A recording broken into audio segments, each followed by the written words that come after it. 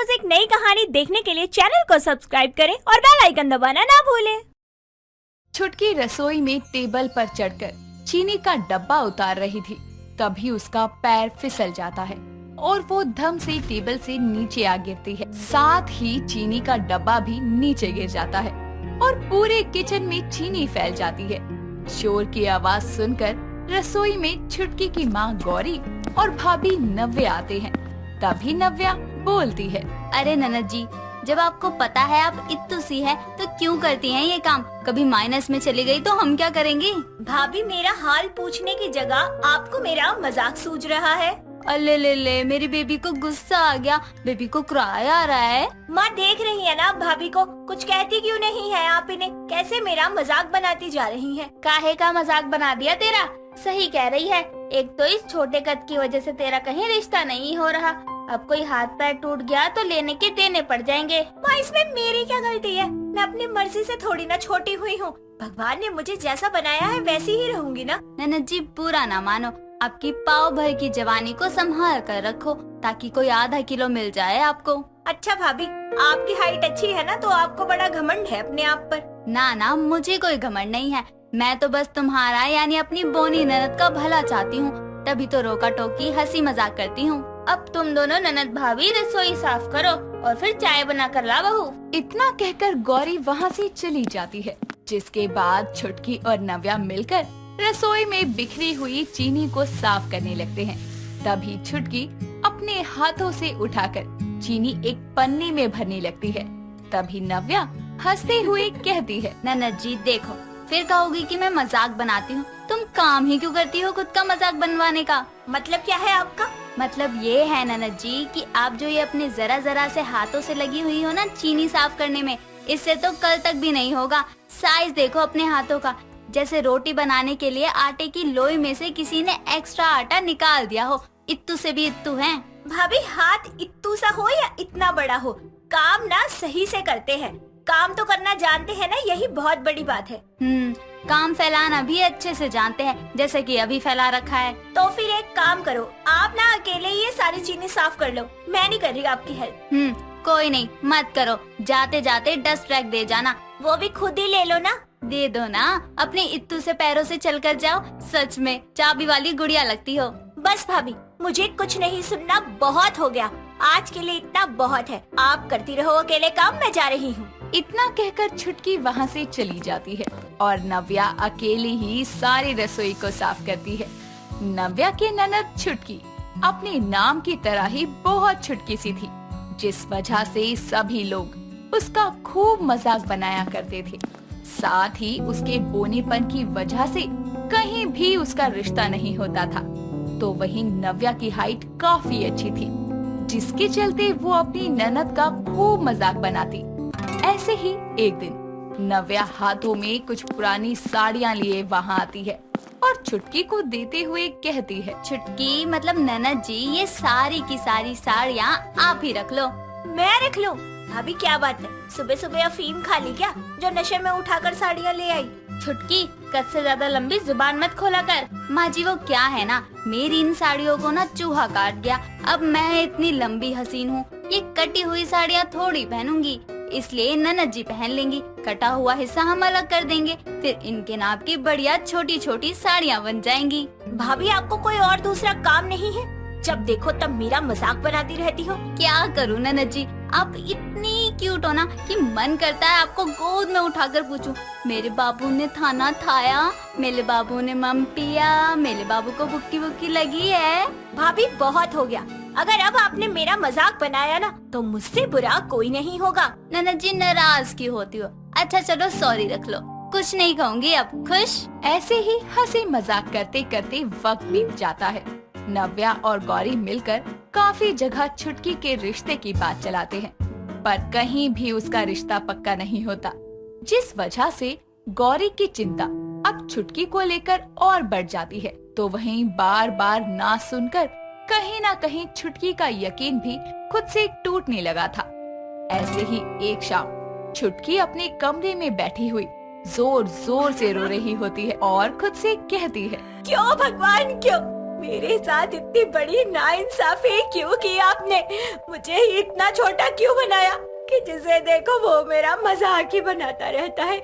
कोई भी मुझे इस रूप के साथ स्वीकार क्यों नहीं करता है? ऐसा कौन सा काम है जो मैं नहीं कर सकती? सारे अंग पैर है मेरे, बस एक हाइट ही तो नहीं है। उसी की वजह से मुझे हर जगह सुनना पड़ता है। एक हंसी का नमूना बनाकर भेज दिया, इससे अच्छा तो आप मुझे मार ही देते। कमरे के बाहर खड़ी हुई नव्या ये सारी बातें सुन लेती है और खुद से कहती है, लगता है ननद जी को अब ये बातें, ये हंसी मजाक दिल में घर करने लगा है। कुछ न कुछ तो करना ही होगा जिससे ननद जी का यकीन खुद से कम ना हो, क्योंकि अगर वो खुद से हार गई तो फिर उनका भला ऊपर वाला भी खुदा कर नहीं कर सकता। ऐसे ही वक्त बीतता जाता है। एक शाम नव्या चुपके से छुटकी के कमरे में जाती है, जहां उसे अपनी ननद की एक डायरी मिलती है, जिसमें छुटकी ने अपने दिल की बातों को कविताओं के जरिए लिखा था। उस डायरी को खोलकर पढ़ते हुए नव्या खुद से कहती है, यही तो है वो जिसका मुझे कब से इंतजार था। अब ये बनेगा ननद जी के लाइफ की जादू की चाबी, जो उनकी किस्मत को बदल देगा और उनको उससे भी मिलवा देगा जो उनकी जिंदगी में बहुत सारी खुशियाँ भर देगा। नव्या छुटकी की डायरी लेकर वहाँ से चली जाती है, जिसके बाद वो इंस्टाग्राम पर एक राइटर के नाम से पेज बनाती है और उस पर छुटकी की लिखी हुई कविताओं को एक एक करके शेयर करती है। वक्त गुजरता है और बाकी जनता के साथ साथ छुटकी का पसंदीदा राइटर विवेक श्रीनाथ भी छुटकी का फैन हो जाता है और उससे मिलने की इच्छा को जाहिर करते हुए वो उसे मिलने के लिए मैसेज सेंड करता है, जिसके बाद नव्या विवेक से मिलकर बात करती है, साथ ही उसे छुटकी के बारे में सब बताती है। जैसे ही नव्या घर आती है तो छुटकी गुस्से में बोलती है, भाभी आपकी हिम्मत कैसे हुई मुझसे बिना पूछे मेरी कविताओं को ऐसे सोशल मीडिया पर डालने की? अरे हद होती है। आप मेरा मजाक बनाती थी, बस इतना बहुत नहीं था कि अब आपने चोरी चकारी भी करना शुरू कर दिया। ये बहुत गलत है। ननद जी मैं जानती हूँ मैंने गलत किया, पर आज आपको मैं नहीं कोई और समझाएगा। नव्या के इतना कहते ही विवेक अंदर आता है और कहता है, छुटकी जी आप ही हैं वो महान लेखक। अरे आप क्यों समझती हैं कि आप छोटी हैं तो अभिशाप हैं, आप कलंक हैं। अरे आप हीरा हैं, हीरा। और हीरा बहुत छोटा पर बेहद चमकीला होता है। जो भी हीरे को उसकी चमक के साथ देखता है वो उसी को भा जाता है। सच कहूँ तो जितनी प्यारी आपकी कविता है उतनी ही प्यारी आप भी हैं। मैं हमेशा के लिए आपको अपना जीवन साथी बनाना चाहता हूँ। क्या आप राजी हैं? ननद जी सोच क्या रही हैं? हाँ बोल दीजिए। नव्या की बात सुनकर छुटकी फट से विवेक को हाँ कर देती है। साथ ही वो अपनी भाभी को शुक्रिया भी करती है। नव्या की एक छोटी सी कोशिश से छुटकी का खोया हुआ यकीन उसे वापस मिलता है। इसी के साथ उसे एक प्यार करने वाला सच्चा जीवन साथी भी मिल जाता है। पूनम बेड पर लेटी हुई फोन चला रही थी, जिसके बाद वो टाइम देखकर मन में बोलती है, शाम के 4 बज गए लेकिन महारानी ने अभी तक चाय नहीं बनाई। अरे कोमल। कोमल किचन में बर्तन धो रही थी। पूनम की आवाज सुनकर वो उसके पास आकर बोलती है, हाँ दीदी बोलो। अरे शाम के 4 बज गए, तूने अभी तक चाय नहीं बनाई? अच्छा दीदी 4 बज गए? वो मैं बर्तन धो रही थी तो पता नहीं चला। चलो मैं अभी बना देती हूँ। हाँ हाँ जल्दी बना, और हाँ पकोड़े भी बना लियो साथ में। ठीक है दीदी। थोड़ी देर बाद में कोमल अपनी जेठानी के लिए चाय और पकोड़े बनाकर लेकर आती है और अपनी जेठानी को देते हुए बोलती है, दीदी आप चाय पकोड़े खाओ, मैं माँ जी को तब तक चाय पकोड़े देकर आती हूँ। अरे नहीं कोमल, कितना काम करेगी तू? तू रुक, मैं माँ जी को चाय दे देती हूँ। दीदी आप मेरा कितना ख्याल रखती है ना। हाँ तू मेरी छोटी बहन की तरह है ना। अच्छा अब मैं माँ जी को चाय दे दूँ? पूनम चाय पकोड़े लेकर अपनी सास आशा के पास जाती है और उसको चाय देते हुए कहती है, माँ जी ये आपकी चाय और गर्मा गर्म पकोड़े। अरे वाह बहू, तुझे तो सब कुछ याद रहता है कि कब मुझे खाना देना है, कब मुझे चाय देनी है, मगर उस कामचोर कोमल को तो कुछ याद ही नहीं रहता। कछुए की चाल में काम करती है। अरे माँ जी मैंने सोचा कि बाकी काम बाद में कर लूंगी, पहले आपको चाय वगैरह दे दूं। अब हम दोनों बहुएं आपका ख्याल नहीं रखेंगी तो कौन रखेगा? अरे तुम दोनों बहुएं नहीं, बस तू मेरा ख्याल रखती है। अच्छा माँ जी शाम के खाने में क्या बनाऊं? बहू खाना तो जो मर्जी बना लियो, पर हाँ मीठे में मूंग की दाल का हलवा जरूर बना देना। ठीक है माँ जी। पूनम रसोई में जाती है और कोमल से कहती है, कोमल, काम हो गया? हाँ हाँ दीदी, हो गया। वो क्या है ना, माँ जी का ना मूंग दाल का हलवा खाने का मन कर रहा है, तो मैं सोच रही थी कि तू ही बना दे हलवा, क्योंकि तेरे हाथ के बने हलवे का कोई जवाब ही नहीं है। हाँ दीदी ठीक है, मैं बना दूंगी। थोड़ी देर बाद में कोमल रात का खाना पीना सब बना लेती है। तभी पूनम किचन में आकर अपनी सास को दिखाते हुए सारा खाना टेबल पर लगाने लगती है और सबसे पहले अपनी सास को खाना डालती है। उसके बाद में अपने देवर को और सबसे लास्ट में अपने पति को देती है। जिसके बाद में आशा हलवा खाकर बोलती है, वाह बड़ी बहू, क्या हलवा बनाया है तूने। माँ जी, हलवा तो मैं। माँ जी, आपको अच्छा लगा? बस हमारी मेहनत सफल हुई। कितना सोचती है बहू तू। ऐसे ही समय बीतता जाता है। पूनम आए दिन कोमल की मासूमियत का फायदा उठाया करती और उससे घर का सारा काम करवा लिया करती और सबकी नजर में ये साबित कर दिया करती कि सारा काम वही करती है। ऐसे ही एक दिन आशा पूनम को आवाज लगाती है। तभी कोमल बोलती है, माँ जी बताइए क्या काम है, मैं कर देती हूँ। अरे रुक जा, उसको भी आने दे, तुम दोनों से काम है मुझे। जिसके बाद वहाँ पूनम आकर कहती है, हाँ माँ जी बोलिए। तुम दोनों ध्यान से मेरी बात सुनो। कल हम पूरा परिवार मंदिर जा रहे हैं और हाँ, 11 पंडितों का खाना और प्रसाद घर से ही बना कर लेके जाना है, तो साफ सफाई का पूरा ख्याल रखना। हे भगवान, 11 पंडितों का खाना और साथ में प्रसाद भी। 11 पंडितों के साथ साथ घर के लोग भी तो हैं। इतना सारा काम कैसे होगा? कुछ तो चालाकी करनी ही पड़ेगी। अरे कुछ बोलो भी, हो जाएगा या नहीं? हाँ माँ जी, हो जाएगा। माँ जी, कल ही करना है क्या सब? हाँ बहू, कल ही। क्यों, क्या हुआ? वो माँ जी क्या है ना, मेरे पीरियड्स का टाइम चल रहा है, तो मैं कैसे पूजा पाठ करूँगी? ओहो, ये भी एक अलग ही झंझट है औरतों का। फिर तो बड़ी बहू तो नहीं जा पाएगी मंदिर। माँ जी मैं कर दूंगी, और दीदी आप चिंता मत करो।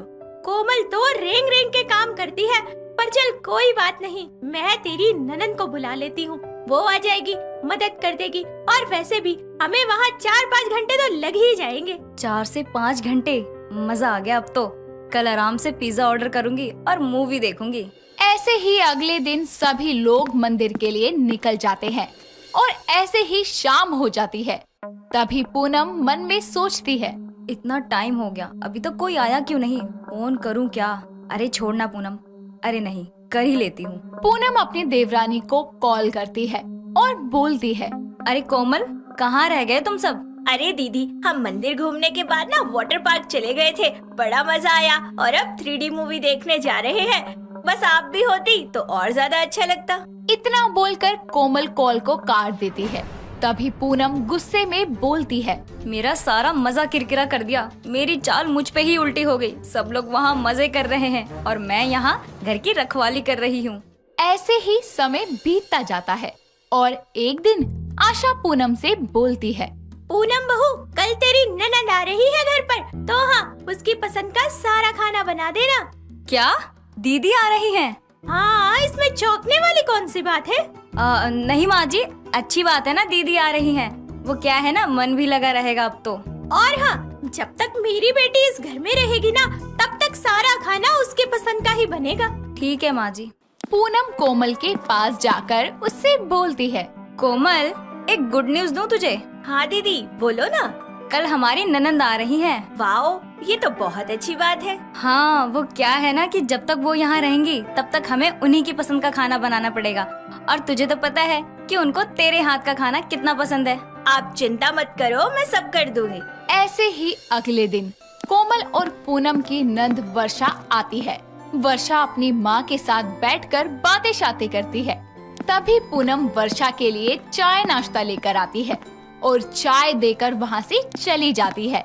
जिसके बाद वर्षा अपनी माँ से बोलती है, और बताओ माँ, कैसा चल रहा है सब कुछ यहाँ? सब ठीक है बेटा, बस तेरी ये जो छोटी भाभी है ना, ये जरा ढीली है काम में। सारा काम तेरी बड़ी भाभी ने संभाल रखा है, इसके बस की तो कुछ है ही नहीं। अच्छा माँ। अरे और नहीं तो क्या। कोमल भाभी, जरा सुनो तो। क्या हुआ? अरे रुको माँ। तभी वहाँ कोमल आती है और बोलती है, हाँ दीदी बोलो। भाभी, जरा मेरे लिए 1 गिलास जूस बना दो। अभी लाती हूँ। कोमल किचन में जाकर अपनी ननद वर्षा के लिए जूस बनाती है और लाकर उसे देती है। जिसके बाद वर्षा अपनी माँ से बोलती है, माँ, इतना बेकार जूस बनाया है पूनम भाभी ने। अरे वर्षा, जूस कोमल ने बनाया है, पूनम ने नहीं। सच में माँ? अरे अभी देखा नहीं क्या तूने? यही तो मैं आपको समझाना चाहती हूँ माँ, कि कभी कोई फैसला जल्दबाजी में नहीं लेना चाहिए, क्योंकि कई बार आंखों देखी और कानों सुनी बातें भी सच्ची नहीं होती।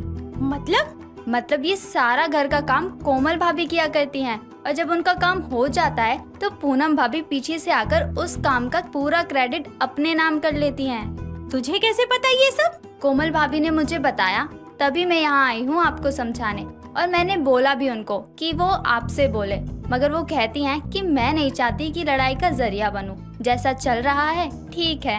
आशा को अपनी गलती का एहसास होता है कि कई बार आंखों देखा और कानों सुना सच नहीं होता। इसीलिए अब आशा अपनी बहू पूनम की हर चालाकी से सतर्क रहती है। पम्मी एक चंचल स्वभाव की लड़की थी, लेकिन इन दिनों वो कुछ ज्यादा ही खुश थी। और होती भी क्यों ना, उसके सारे सपने अब जल्द ही सच होने वाले थे। वो 4 साल से दलबीर से बहुत प्यार करती थी और फाइनली लाख नानुकुर के बाद दोनों के घर वाले इस शादी के लिए मान जाते हैं। वैसे तो दोनों के घर वाले उन दोनों के रिश्ते के साफ खिलाफ थे, लेकिन फाइनली उन दोनों ने लड़ाई झगड़ा करके अपनी अपनी फैमिली को शादी के लिए मना ही लिया था। एक दिन पम्मी अपनी माँ रेखा के पास जाकर उससे बोलती है, माँ, मैं सोच रही हूँ कि अब मेरी शादी नजदीक आ रही है, तो क्यों ना मेरी किसी कजिन को शॉपिंग करने के लिए घर बुला ले। और आप तो जानती हो ना कि मेरी कोई बहन नहीं है। बेटा, बात तो तेरी ठीक है, लेकिन बुलाएं किसको? अरे माँ, शन्नो दीदी को बुला लेते हैं पंजाब से। अरे तू तो जानती है ना बचपन में वो कैसी थी, अगर उसे बुलाया ना तो आफत आ जाएगी। माँ, तब दीदी सिर्फ 8 साल की थी और अब वो पूरे 25 साल की हो चुकी है, और आप भी क्या बचपन की बातें लेकर बैठ गई। देख, तुझे बुलाना है तो बुला ले, लेकिन मैं यही कहूँगी कि कुत्ते की दुम कभी सीधी नहीं होती।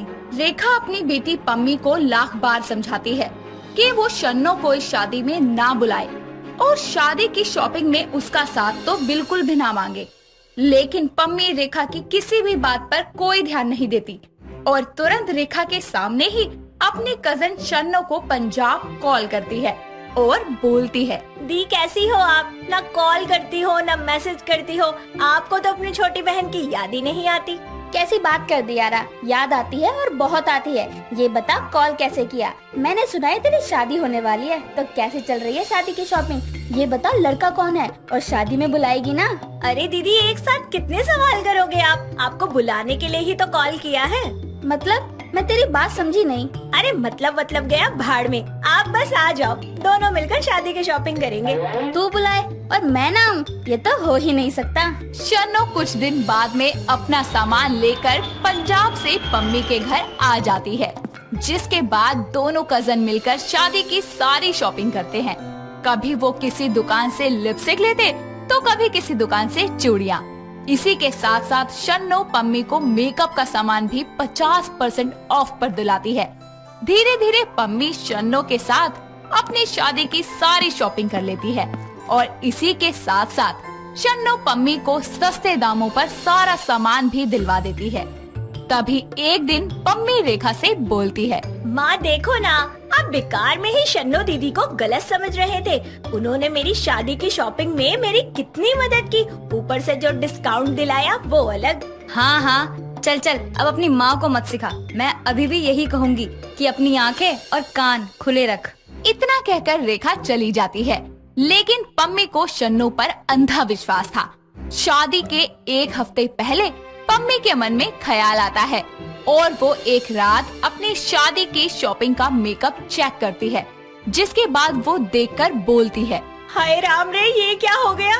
पम्मी को ऐसे रोता और चिल्लाता सुनकर उसकी माँ रेखा भागी भागी उसके कमरे में आती है और उससे पूछते हुए कहती है, ये क्या? इसमें से तो कुछ मेकअप गायब है। जिसके बाद रेखा पम्मी को ताना मारते हुए फिर से बोलती है, देखा, मैंने बोला था ना तुझे कि ये लड़की चोर है, और इससे पहले भी ये तेरे सारे कपड़े लेकर गांव भाग गई थी, और अब देख रोज रोज छुप छुप कर ये तेरा मेकअप यूज करती है। माँ एक बात बोलूं, अगर आप बुरा न मानो तो अगर नहीं बताएगी तो ज्यादा बुरा मानूंगी। माँ, मैंने अपनी शादी के सारे गहने उनके पास रखवाए थे क्योंकि मुझे लगा था कि उनके पास रहेंगे तो सेफ रहेंगे। हाय राम जी, ये लड़की भी ना, इसे अपनी माँ से ज्यादा उस लड़की पर यकीन है। अगर वो तेरे कपड़े के साथ साथ तेरे गहने लेकर भी भाग गई तो?